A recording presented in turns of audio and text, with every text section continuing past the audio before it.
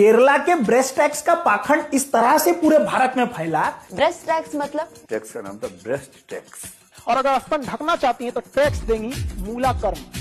स्तन ढकने का अधिकार नहीं था कि वो झूठ बड़े बड़े यूपीएससी टीचर्स और बड़े बड़े क्रिएटर्स ने ऐसे पढ़ा है कि लोगों को वो सच लगने लगा।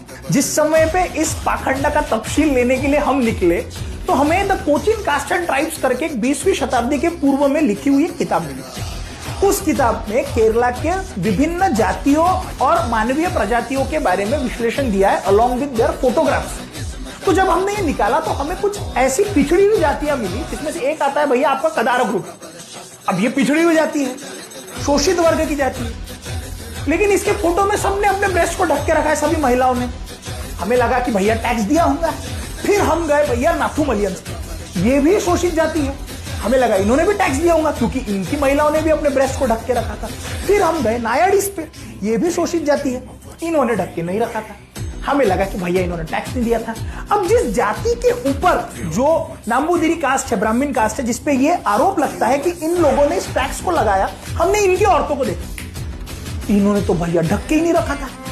तो बात यहाँ पे ये निकली कि जब हमने इनके तफसीलों को और खंगाला तो ये पता चला कि आज भी जब आप केरला के मंदिरों में जाते हो तो मर्दों को अपने कमर के ऊपर में कुछ भी पहनना अलाउड नहीं है। सेम प्रोसीजर उस समय पे महिलाएं भी फॉलो किया करती थी। केरला में ऐसा कोई कंपल्शन नहीं था कि आप अपने ब्रेस्ट को ढको या मत ढको, वो आपकी चॉइस हुआ करती थी।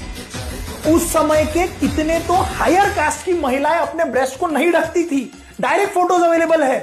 तो ये पाखंड फैलाया गया कि देखो यदि लोअर कास्ट की महिलाओं को अपना ब्रेस्ट ढकना है तो उन्हें टैक्स देना पड़ता था। यदि ये वीडियो पूरा देखना है तो आप YouTube के ऊपर जाके ये वीडियो देख सकते हैं, ये पूरा का पूरा अवेलेबल है।